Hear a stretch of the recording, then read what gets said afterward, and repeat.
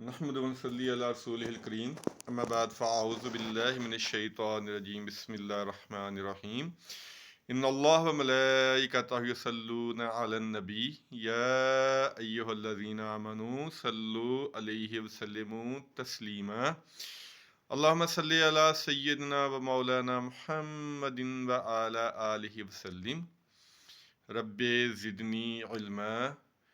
حدیث رسول صلی اللہ علیہ وسلم چینل پہ آپ سب کو خوش آمدید۔ آج انشاءاللہ حدیث کی روشنی میں ہم دیکھیں گے کہ اگر کوئی شخص کسی کو زخمی کر دے تو زخم کی کیا سزا ہے اور اس کی کیا دید ہے۔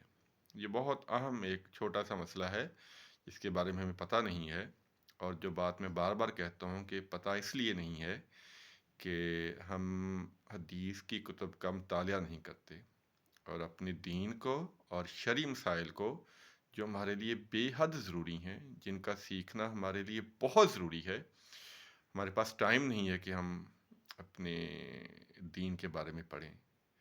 اور بہت سارے ایسے کام ہیں جو ہم کر رہے ہیں اور ہمیں پتہ نہیں کہ یہ گناہ کے کام ہیں۔ وہ گناہ ہمارے کھاتے میں جا رہا ہے، ہمیں پتہ ہی نہیں ہے کہ ہم یہ کام گناہ کا ہے اور ہم یہ کر رہے ہیں۔ چھوٹے چھوٹے مسائل ہیں لیکن ان کا سیکھنا ہمارے لیے بہت ضروری ہے۔ خدا را حدیث کی کتب کا مطالعہ کریں، حدیث کی کتب کو ضرور پڑھیں۔ اور میں پہلے بھی تعارف کروا چکا ہوں ایک کتاب کا، مشکوٰۃ المصابیح، بہت پیاری کتاب ہے، حدیث کی بہت ہی پیاری کتاب ہے، 3 جلدوں میں آئی ہے یہ، اور زیادہ مہنگی بھی نہیں ہے۔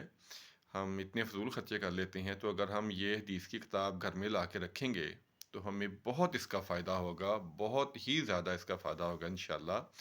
یہ حدیث کا انسائکلوپیڈیا ہے، بہت پیاری کتاب ہے، 3 جلدوں میں آئی ہے یہ۔ تو آج ہم جو مسائل بیان کریں گے وہ شروع کرتے ہیں کہ سب سے پہلے جو ہے قتل کے بارے میں ماشاءاللہ کافی گفتگو ہو چکی ہے، آج ایک حدیث اور بیان کر لیتے ہیں۔ 2620 نمبر ہے، سنن نبی داؤد میں حدیث ہے، اور راوی ہیں ابو ہریرہ رضی اللہ تعالیٰ عنہ۔ وہ روایت کرتے ہیں کہ نبی پاک صلی اللہ علیہ وسلم نے ارشاد فرمایا کہ جس شخص نے کسی مومن کے قتل پر تھوڑی سی بھی مدد کی، یعنی اس کے قتل میں تھوڑا سا بھی شریک ہوا، تو اللہ تعالیٰ اس حال میں ملاقات اس سے کرے گا قیامت والے دن کہ اس کے ماتھے پہ لکھا ہوگا اللہ کی رحمت سے نا امید۔ یعنی میں نے بتایا کہ قتل کے بارے میں پہلے گفتگو ہو چکی ہے، بہت برا گناہ ہے، بڑا گناہ ہے، اور اس کے ساتھ کسی کی مدد کرنا قتل میں، یہ بھی بہت بڑا گناہ ہے۔ تو اپنے موضوع کی طرف آتے ہیں کہ نبی پاک صلی اللہ علیہ وسلم نے ارشاد فرمایا، ترمذی شریف کی حدیث ہے، 1390 اس کا نمبر ہے، 1390، کہ نبی پاک صلی اللہ علیہ وسلم نے ارشاد فرمایا کہ اگر کوئی کسی شخص کو زخمی کرتے اور زخم ایسا ہو کہ اس کی ہڈی نظر آنی شروع ہو جائے، یعنی کوئی کسی کو لڑائی میں یا ویسے زخمی کر دے اور اس کی ہڈی نظر آنی شروع ہو جائے، تو اس کے 5 اونٹ دیے جائیں گے دیت میں۔ ایسا زخم جس کی ہڈی نظر آ جائے، اس کی دیت کتنی ہے؟ 5 اونٹ۔ 5 اونٹ اس کی دیت میں دیے جائیں گے۔ اور ترمذی شریف میں حدیث ہے 1387، اور سنن نبی داؤد میں 4504 سے لے کے 4505 تک۔ عبداللہ بن عمر رضی اللہ تعالی عنہ اس کے راوی ہیں کہ نبی پاک صلی اللہ علیہ وسلم نے ارشاد فرمایا کہ جس نے جان بوجھ کر کسی مومن کو قتل کیا، اسے پکڑ کر اس کے وارثوں کے حوالے کیا جائے گا، وہ چاہیں تو اسے قتل کر دیں، چاہیں تو دیت لے کے معاف کر دیں۔ اب دیت کی مقدار 100 اونٹ ہوتی ہے، 100 اونٹ، یہ ذرا آپ دیکھ لیں، یہ ہے دیت کی مقدار قتل کی۔ اگر خدا نخواستہ کسی نے کسی کو قتل کر دیا ہو تو اس کے وارثوں کے حوالے کیا جائے گا، وہ چاہیں تو اس کو معاف کر دیں، چاہیں تو اس سے دیت لے لیں، یا اس کو قتل کے بدلے میں قتل کریں۔ اگر دیت لیں گے تو اس کی مقدار کتنی ہوگی؟ 100 اونٹ۔ اور زخم ایسا جس میں ہڈی نظر آئے، اس کی مقدار 5 اونٹ۔ اور حضرت عبداللہ بن عباس رضی اللہ تعالیٰ عنہ روایت کرتے ہیں، یہ سنن نبی داؤد میں حدیث موجود ہے، 4558 نمبر ہے اس کا، کہ نبی پاک صلی اللہ علیہ وسلم نے ارشاد فرمایا ہاتھ اور پاؤں کی انگلیاں یہ برابر ہیں، ہاتھ اور پاؤں کی ساری انگلیاں برابر ہیں۔ اگر کوئی انگلی کسی کی توڑ دے تو ایک انگلی کے بدلے میں 10 اونٹ، ایک انگلی کے بدلے میں 10 اونٹ دیت دینی ہوگی۔ یہ ہے اگر کسی کو کوئی کسی کی انگلی وغیرہ توڑ دے۔ اور ایک اور مسئلہ سن لیں کہ ایک شخص آیا نبی پاک صلی اللہ علیہ وسلم کے پاس کہ یا رسول اللہ صلی اللہ علیہ وسلم فلاں شخص نے میری انگلی کاٹی تھی، یعنی اس کے منہ میں اس نے انگلی ڈالی ہوئی تھی، تو جب اس نے انگلی کو کھینچا اپنی انگلی بچانے کے لیے تو اگلے شخص کے دانت ٹوٹ گئے۔ تو وہ شخص نبی پاک صلی اللہ علیہ وسلم کے پاس آیا کہ جی اس نے میرے دانت توڑ دیے ہیں۔ تو آپ نے فرمایا کہ کیا یہ اپنی انگلی تیرے منہ میں رہنے دیتا کہ تو اسے چبا دیتا؟ یعنی اس کی کوئی قصاص نہیں ہے کہ جب اس نے اپنی انگلی بچانے کے لیے اس کے منہ سے اپنی انگلی کھینچی اور اس کے دانت ٹوٹ گئے، اس کی کوئی قصاص نہیں ہے۔ اور ایک اور حدیث ہے ترمذی شریف میں 1414 اس کا نمبر ہے، سنن نسائی میں ہے 4851 اور ابن ماجہ میں 2263 اور سمرہ رضی اللہ تعالی عنہ اس کے راوی ہیں۔ بہت اہم مسئلہ یہ بھی کہ نبی پاک صلی اللہ علیہ وسلم نے فرمایا کہ اگر کوئی مالک اپنے غلام یا نوکر کو قتل کر دے تو ہم بھی اس کو قتل کریں گے۔ اگر اس کا وہ ناک کان کاٹے تو ہم بھی اس کا ناک اور کان کاٹیں گے۔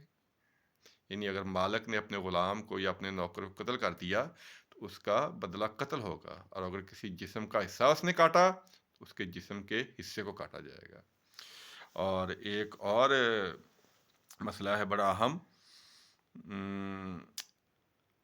سراقہ بن مالک رضی اللہ تعالی عنہ اس کے راوی ہیں، اور ترمذی شریف میں 1399 نمبر ہے اس حدیث کا۔